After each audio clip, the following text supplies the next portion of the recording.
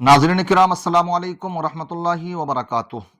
हमने इससे पहले चंद एक वीडियो बनाई थी इस उन्वान पर कि मुसलमानों को चाहिए कि वो अपनी लीडरशिप कायम कर लें।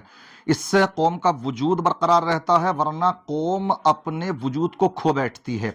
इससे मुताल्लिक हमने कहा था कि हमें ये नज़र आता, ये हमारी नज़र है, मैं ये नहीं चाहता हूँ कि जो मैं समझ रहा हूँ या मैं सोच रहा हूँ वो बेहतर ही हो। मैं अपने अंदाज में ये समझता हूँ कि जो हमारी आवाज़ उठाए, जो हमारी आवाज़ बने, जो हक की बात करता हो, तो वो ही लीडर हो सकता ना कि वो कि जो के वोट ले लें और अपने मुंह में दही जमा करके बैठ जाएं, तो वो हमारा काय का रहनुमा है। इसलिए जो हमारे हक की बात करे तो वो मुझे लगता है बैरिस्टर असदुद्दीन ओवैसी साहब लगते हैं। आपको अगर नहीं लगता तो मैं कहता हूं अपना वजूद कायम कर लीजिए, अपनी लीडरशिप कायम कर लीजिए, उनके अलावा किसी को चुन लीजिए।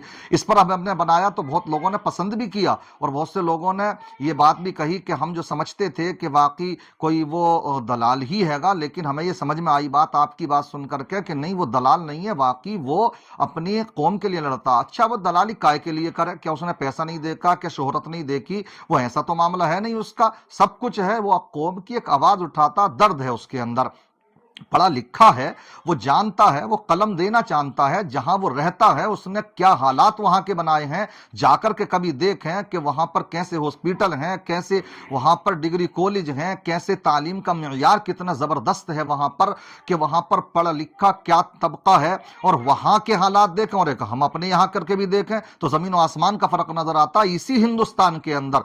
तो वो भलाई के लिए सोचता, वो लो अपनी कौम के हाथों में कलम देने की बातें करता, तो क्या गलत करता। इसलिए आप जानते होंगे कि बहुत से लोग कह देते हैं उनको जो है गिरफ्तार नहीं किया था इसलिए दलाल है। अरे आजम खान साहब का जो जुर्म है वो है ही बोलने उलने का नहीं है मसला, असल बस मसला ये है कि उन्होंने कौम को कलम देने की बात करी। उन्होंने मौलाना जौहर अली यूनिवर्सिटी जो दी है, इसको आप बड़े छोटा मोटा कारनामा ना समझें, ये बहुत बड़ा कारनामा जो तुम्हारी कौम की रीढ़ की हड्डी बनेगा और कौम को कलम के एतबार से मजबूत करेगा, तो दुनिया उसके पीछे पड़ जाएगी। लिहाजा इन बातों के पीछे ना पड़ें। मैं तो ये कहूंगा कि आप अपने अक्लमंदी का सबूत दीजिए, अपने वजूद को पहचानिए। जब आप मुत्तहिद होंगे, मैं तो ये कहता हूं जहां आप अपनी सीटें खुद से निकाल सकते हैं तो वहां खुद निकालिए और बाकी की जगह गठबंधन कर लीजिए। मगर पूरे मुल्क में आपने देखा होगा 3 मुसलमानों की बड़ी पार्टियां हैं, असदुद्दीन ओवैसी की, एक मौलाना बदरुद्दीन अजमल की और एक केरला में है। किसी को भी गठबंधन में शामिल नहीं किया गया। क्यों नहीं कर रहे भाई? क्या मुसलमान नहीं है यहां पर? मुसलमान तो है ना, अच्छी खासी तादाद में है, तो क्यों नहीं? तुम ही ये कह कहकर के ये लोग दलाल हैं, ये लोग दलाल हैं, और अब जो है वोट लेते रहोगे मुसलमानों का।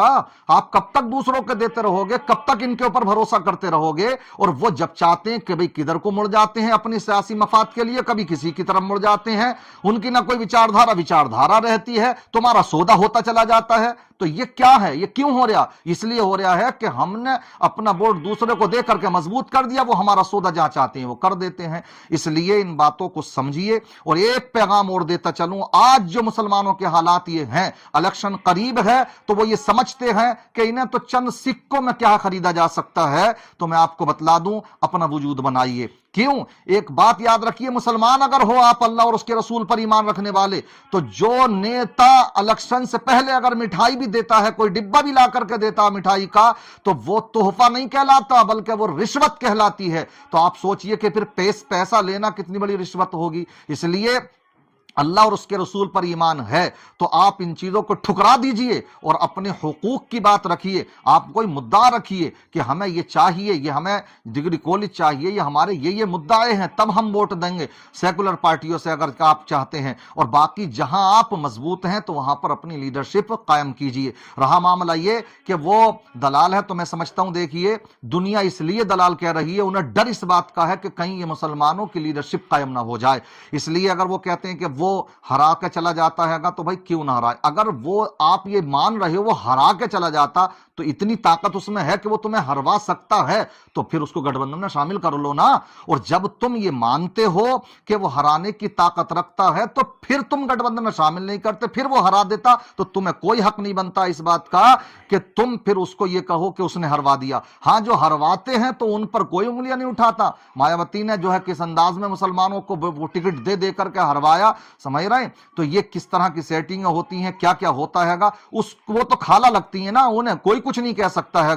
गाली अगर देना आती है कौम मुस्लिम को तो वो अपनों को ही देना आती है। सर्वे कर लीजिए, अभी जो इलेक्शन हुआ था कितनी सीटों पर उसने असदुद्दीन ओवैसी ने हरवाया और कितनी सीटों पर मायावती जी ने हरवाया था, लेकिन उन्हें कोई कुछ नहीं कहेगा क्योंकि वो तो खाला लगती है ना। इसलिए जो है मुसलमानों, ये कुछ नहीं है, ये आलमी सतह पर ये साजिश है मुसलमानों को बखेरने की। इसलिए आप मुत्तहिद नहीं होगे तो फिर रोने की आपको कोई जरूरत नहीं है, गिला शिकवा करने की कोई जरूरत नहीं है कि हालात खराब हैं, मुसलमान मारा जा रहा है। जब आपकी हिस्सेदारी नहीं होगी तो फिर आपके साथ यही होगा। मैं इन्हीं बातों पर अपनी गुफ्तगू का इख्तिताम करता हूं, इस उम्मीद के साथ कि मैं जो आपसे ये बात कह रहा हूं तो मेरी तो कभी असदुद्दीन ओवैसी से मुलाकात तक भी नहीं है। बस मैं इस वजह से कह रहा हूं, जो आपकी आवाज उठाए आप उसका साथ दीजिए। मैं उसका नाम भी खास करके जिक्र नहीं करता, आपको अगर वो लगता हो तो उसको, और जो लगता हो बेहतर उसको, मगर एक कुछ नहीं है, समझ रहे हैं नहीं? हर घर पे विधायक बने, हर घर का एमपी बने, ये नहीं हो पाएगा। इससे आप लड़ोगे, मरोगे, कई कई खड़े होंगे तो वो दूसरा एक निकल करके साफ जाएगा। अल्लाह हम सबको दीन की समझ अता फरमाए, कौम की भलाई के सोचने के लिए अल्लाह तबारक व तआला हमको समझ अता फरमाए। अस्सलामु अलैकुम व रहमतुल्लाहि व बरकातहू।